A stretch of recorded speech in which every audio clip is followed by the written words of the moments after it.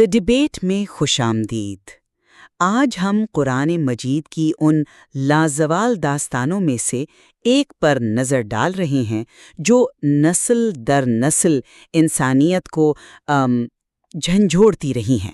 حضرت موسیٰ علیہ السلام اور فرعون کا قصہ یہ محض ایک تاریخی واقعہ نہیں ہے، بلکہ ایمان، سرکشی، اللہ کی قدرت اور ہدایت کی نشانیوں کا ایک بہت گہرا سبق ہے۔ جی بالکل، اور اس وسیع داستان کے اندر بھی ایک خاص لمحہ ہے جو ہمیشہ سے اہل علم اور اہل فکر کی توجہ کا مرکز رہا ہے۔ وہ لمحہ جب فرعون بحر کلزم کی موجوں میں گھرا موت کو بالکل سامنے دیکھ کر پکار اٹھا۔ سورہ یونس آیت 90 میں اللہ تعالیٰ اس کے الفاظ نقل فرماتے ہیں، آمنتو انہ لا الہ الا اللہ الذی آمنت بہ بنو اسرائیل وانا من المسلمین، یعنی میں ایمان لایا کہ کوئی معبود نہیں مگر وہ جس پر بنی اسرائیل ایمان لائے ہیں، اور میں فرمانبرداروں میں سے ہوں۔ بالکل، اور یہیں سے ہمارے آج کی گفتگو کا آپ کہہ لیں بنیادی سوال جنم لیتا ہے۔ کیا یہ الفاظ جو بلا شبہ موت کے خوف اور یقینی ہلاکت کے وقت ادا ہوئے، ایک حقیقی اگرچہ تاخیر سے آنے والے ایمان کا لمحاتی اقرار تھے؟ کیا یہ اس حقیقت کا اعتراف تھا جو بالآخر اس پر بجلی بن کر گری، بھلے ہی قبولیت کا وقت نکل چکا تھا؟ یا پھر یہ صرف ڈوبتے کو تنکے کا سہارا لینے کے مترادف تھا، جان بچانے کی ایک آخری بے سود چیخ تھی جو شدید مایوسی اور ہولناکی سے پیدا ہوئی اور جس کی کوئی حقیقی ایمانی قدر و قیمت نہیں تھی؟ آج اس موضوع پر غور کرتے ہوئے میں یہ زاویہ پیش کروں گا کہ فرعون کے الفاظ گو کہ قبولیت کے دروازے بند ہونے کے بعد کہے گئے ممکنہ طور پر ایک لمحے کی سچائی کا اظہار ہو سکتے ہیں، یعنی ایک ایسے مغرور اور سرکش انسان کا اعتراف جس نے بالآخر حقیقت کو پہچان لیا، چاہے وہ پہچان اسے بچا نہ سکی۔ جبکہ میرا موقف اس سے تھوڑا مختلف رہے گا۔ میں یہ دلیل پیش کروں گی کہ فرعون کے یہ کلمات محض اضطراری تھے، اس کی زندگی بھر کی ہٹ دھرمی، تکبر اور انکار حق کا ہی ایک مایوس کن تسلسل تھے۔ ان الفاظ میں حقیقی ایمان، وہ قلبی تبدیلی یا وہ تسلیمیت شامل نہیں تھی جو اللہ کے ہاں مطلوب ہے۔ تو آئیے میں پہلے اپنے موقف کی تھوڑی وضاحت کرتی ہوں۔ میرا کہنا یہ ہے کہ فرعون کا یہ آخری بیان آمنتو یعنی میں ایمان لایا، اپنی ذات میں ایک اعتراف حقیقت ہے۔ یہ الفاظ قرآن نے نقل کیے ہیں، جس کا مطلب ہے کہ یہ ادا ہوئے، یہ ایک واقعہ ہے۔ ہاں، یہ بات بالکل درست ہے کہ اللہ تعالیٰ نے اس ایمان کو قبول نہیں فرمایا، جیسا کہ فوراً اگلی آیت سورت یونس آیت 91 میں واضح ہے، الآن وقد عصیت قبل وکنت من المفسدین، یعنی اب ایمان لاتا ہے حالانکہ تو اس سے پہلے نافرمانی کرتا رہا اور فساد کرنے والوں میں سے تھا۔ لیکن غور طلب بات یہ ہے کہ یہ آیت قبولیت کے دروازے بند ہونے کا اعلان کر رہی ہے، یہ نہیں کہہ رہی کہ فرعون نے جو کہا وہ سرے سے کوئی اعتراف تھا ہی نہیں۔ یہ رد کرنا نفس اقرار کا انکار نہیں ہے، مزید برآں اس کے جسم کو محفوظ رکھنے کا جو حکم آیت 92 میں دیا گیا، فَالْيَوْمَ نُنَجِّيكَ بِبَدَنِكَ لِتَكُونَ لِمَنْ خَلْفَكَ آیَةً، پس آج ہم تیرے بدن کو بچا لیں گے تاکہ تو اپنے بعد والوں کے لیے نشانی بنے۔ وہ اس تناظر میں شاید زیادہ گہرے معنی اختیار کر لیتا ہے۔ یہ اس شخص کی لاش ہے جس نے آخری سانسوں میں حق کو پہچانا ضرور، مگر چونکہ وقت ہاتھ سے نکل چکا تھا اس لیے اس کا انجام عبرتناک ہوا۔ گویا یہ نشانی صرف سرکشی کے انجام کی نہیں بلکہ تاخیر سے کیے گئے اعتراف حق کی بے بسی اور اس کے مہلک نتائج کی بھی علامت ہے۔ میں آپ کی اس تشریح سے پوری طرح متفق نہیں ہو سکتا۔ میرا نقطہ نظر یہ ہے کہ فرعون کے آخری کلمات کو کسی بھی قسم کا ایمان یا اعتراف حق سمجھنا، یہ ایمان کے قرآنی تصور کی جو بنیادی روح ہے اس کے خلاف جاتا ہے۔ یہ الفاظ خالصتاً اضطراری کیفیت یعنی اسٹیٹ آف ڈیورس کا نتیجہ تھے۔ جب انسان پر موت کا وقت آ جاتا ہے، خاص طور پر عذاب کی صورت میں جسے وہ اپنی آنکھوں سے دیکھ رہا ہو، تو اس پر سے وہ اختیار اور ارادے کی کیفیت ختم ہو جاتی ہے جو ایمان لانے کے لیے ضروری ہے۔ اسلام میں معتبر وہ ایمان ہے جو غیب پر لایا جائے، یعنی اللہ اور اس کی نشانیوں کو بغیر دیکھے دلیل اور وحی کی بنیاد پر مانا جائے۔ جب عذاب سامنے آ جائے، جب جان حلق تک پہنچ جائے، وہ جو غرغرہ کی کیفیت طاری ہو جاتی ہے، تو اس وقت کا اقرار قبول نہیں ہوتا۔ قرآن کا یہ کہنا کہ آلان وقد عصیت قبل، یعنی اب جب کہ تو پہلے نافرمان رہا، یہ محض وقت گزرنے کا اعلان نہیں ہے، میرے خیال میں یہ اس کے دعوی ایمان کی حقیقت اور اس کے کھوکھلے پن پر ایک زبردست تبصرہ ہے۔ یہ ایک طرح کی ڈانٹ ہے، ایک سرزنش ہے کہ تمہاری پوری زندگی تو سرکشی، انکار، ظلم اور فساد میں گزری، اور اب جب عذاب نے تمہیں آ لیا تو ایمان کی بات کرتے ہو۔ تو یہ اس کے دعوے کی اصلیت کو چیلنج کر رہا ہے۔ اور جہاں تک اس کے جسم کو محفوظ رکھنے کا معاملہ ہے، لِتَكُونَ لِمَنْ خَلْفَكَ آیَةٌ، اس کا واحد مقصد میری نظر میں اس کی عبرتناک ناکامی کو مجسم کرنا ہے۔ یہ اس شخص کی لاش ہے جس نے خدائی کا دعویٰ کیا تھا، انا ربکم الاعلی، میں تمہارا سب سے بڑا رب ہوں، جس نے اللہ کے نبی کو جھٹلایا، جس نے بنی اسرائیل پر ظلم کے پہاڑ توڑے اور بالآخر اللہ کی پکڑ میں آ کر بے بسی کی موت مرا۔ اس کی لاش کا باقی رہنا اس کی ذلت اور اللہ کی قدرت کی نشانی ہے، تاکہ آنے والی نسلیں جان لیں کہ اللہ سے ٹکرانے والوں کا انجام کیا ہوتا ہے۔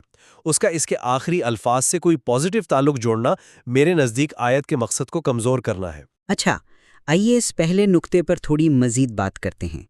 فرعون کے الفاظ آمنت، میں ایمان لایا، آپ سیاق و سباق اور اضطراری کیفیت کی بات کر رہے ہیں، جو بالکل درست ہے کہ اس وقت اختیار ختم ہو چکا تھا اور توبہ قبول نہیں ہو سکتی تھی۔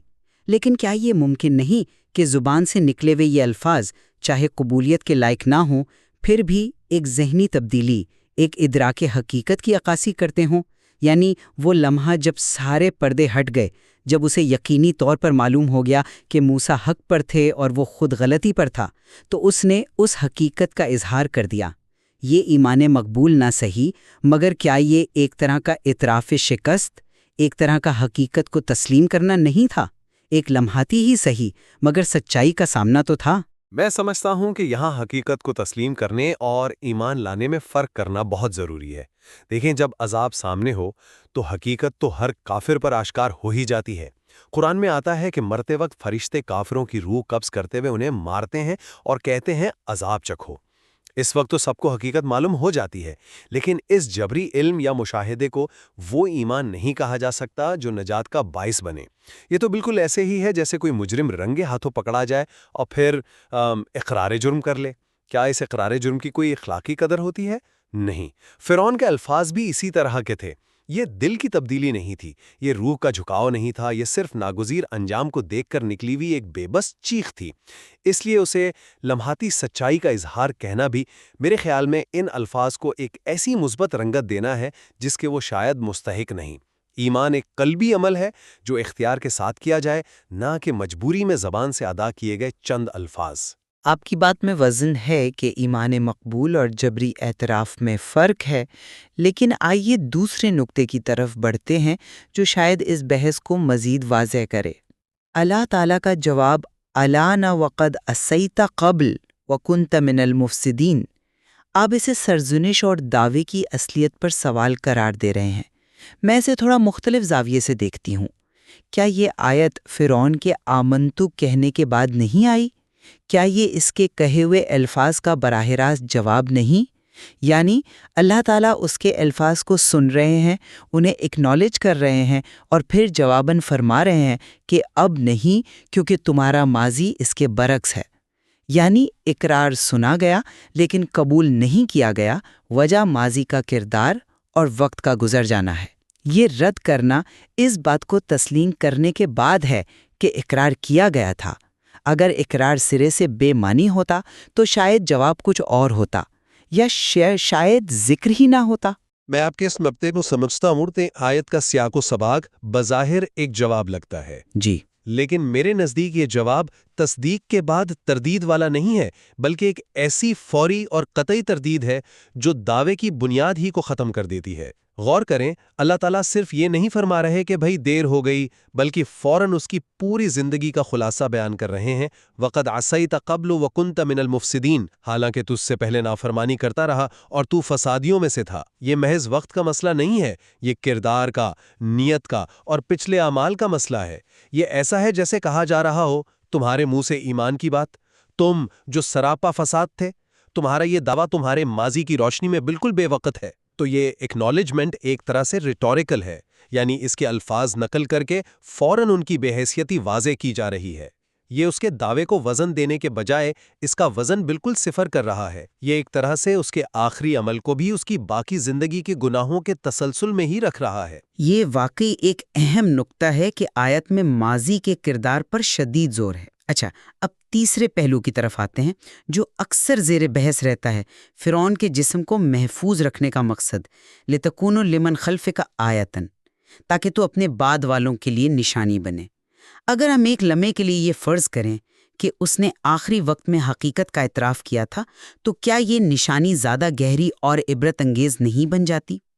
یعنی یہ صرف ایک سرکش کا انجام نہیں، بلکہ یہ اس شخص کا انجام ہے جس نے مان تو لیا مگر وقت گزرنے کے بعد۔ اس صورت میں یہ لاش صرف تکبر کے انجام کی نہیں، بلکہ تاخیر سے کی گئی توبہ یا ایمان کی بے اثری کی بھی ایک مجسم دلیل بن جاتی ہے۔ یہ پیغام زیادہ نیوانسڈ اور شاید زیادہ مؤثر ہو جاتا ہے کہ دیکھو، ماننے کے باوجود بھی اگر وقت پر نہ مانا تو یہ انجام ہے۔ میں پھر یہاں اختلاف کی جسارت کروں گا۔ میرے نزدیک اس نشانی کو فرعون کے آخری مشکوک الفاظ سے جوڑنا قرآن کے وسیع تر پیغام کو محدود کرنا ہے۔ دیکھیں، قرآن کا بنیادی زور فرعون کی زندگی بھر کی سرکشی، اس کے دعوی ربوبیت، بنی اسرائیل پر اس کے مظالم اور اللہ کے نبیوں کے ساتھ اس کے تکبر پر ہے۔ اس کی لاش کو محفوظ رکھنے کا مقصد آنے والی تمام نسلوں، خاص طور پر طاقت کے نشے میں چور حکمرانوں اور اللہ کے منکروں کو یہ دکھانا ہے کہ رب کائنات کے مقابلے میں کسی کی کوئی حیثیت نہیں۔ آیت یعنی نشانی کا مطلب ہی یہ ہے کہ اسے دیکھ کر لوگ سبق حاصل کریں، اور یہ سبق بنیادی طور پر اللہ کی عظیم قدرت اور سرکشی کے ہولناک انجام کا ہے۔ اگر ہم اسے آخری لمحے کے اقرار سے جوڑ دیں تو یہ سبق کچھ دھندلا جاتا ہے۔ یہ لاش اس کے تکبر کی شکست کی علامت ہے، اس کی خدائی کے دعوے کے جھوٹا ہونے کی علامت ہے، اللہ کے غضب کی علامت ہے۔ اسے کسی بھی قسم کی رعایت یا اعتراف کے ساتھ جوڑنا میرے خیال میں قرآن کے منشا کے خلاف ہے۔ یہ خالصتاً عبرت ہے، بغیر کسی رعایت کے۔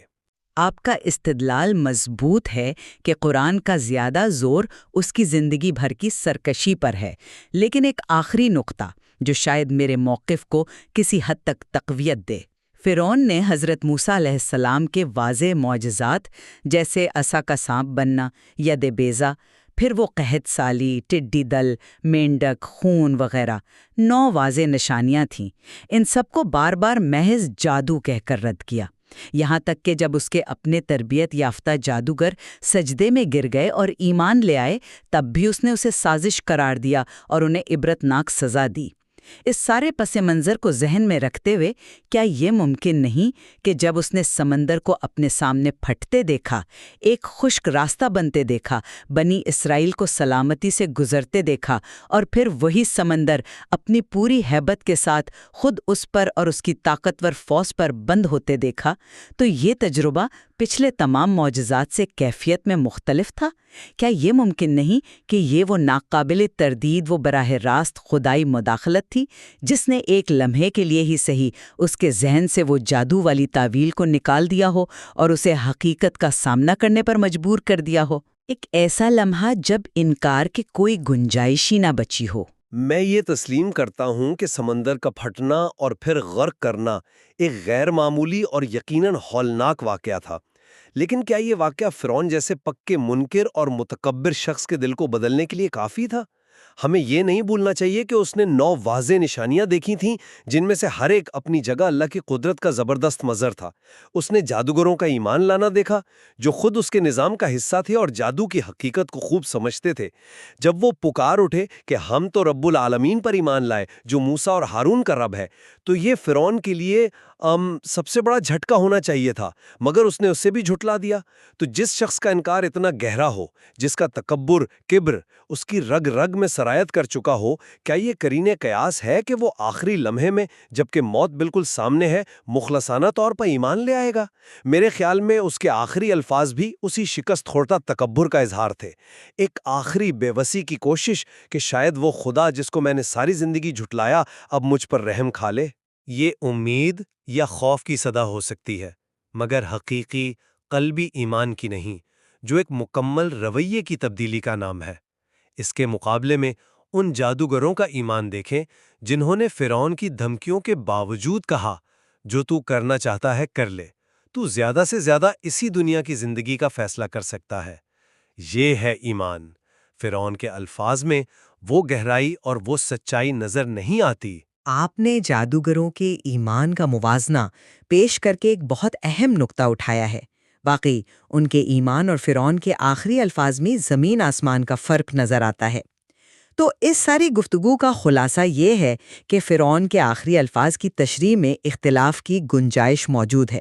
میرا موقف بدستور یہی ہے کہ اگرچہ اللہ تعالیٰ نے اس کے ایمان کو قبول نہیں کیا کیونکہ توبہ کا وقت یعنی موت سے پہلے اور عذاب کو دیکھنے سے پہلے گزر چکا تھا، لیکن ان الفاظ میں ممکنہ طور پر ایک لمحاتی حقیقت پسندی، ایک شکست خوردہ اعتراف حق شامل ہو سکتا ہے۔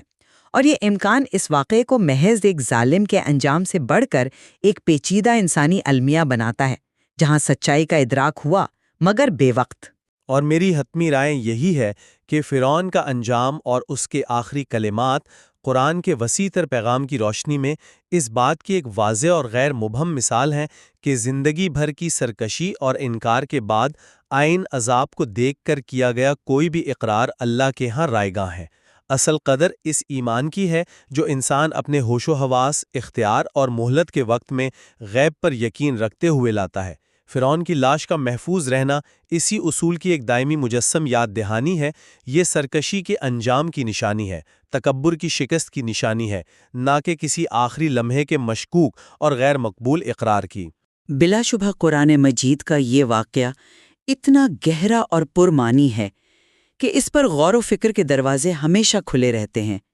یہ مختلف تشریحات ہمیں ایمان کی حقیقت، توبہ کی شرائط، تکبر کے ہولناک نتائج اور اللہ کی عظیم حکمت اور قدرت پر نئے زاویوں سے سوچنے کی دعوت دیتی ہیں۔ یقیناً، اور اس قصے کے ہر پہلو میں حضرت موسیٰ کے صبر سے لے کر بنی اسرائیل کے کردار تک اور فرعون کے انجام تک ہمارے لیے سیکھنے کے لیے بہت کچھ ہے۔ امید ہے کہ سننے والے بھی ان نقاط پر مزید غور کریں گے۔ ہمارے چینل سچا اسلام ٹی وی کو سبسکرائب کریں۔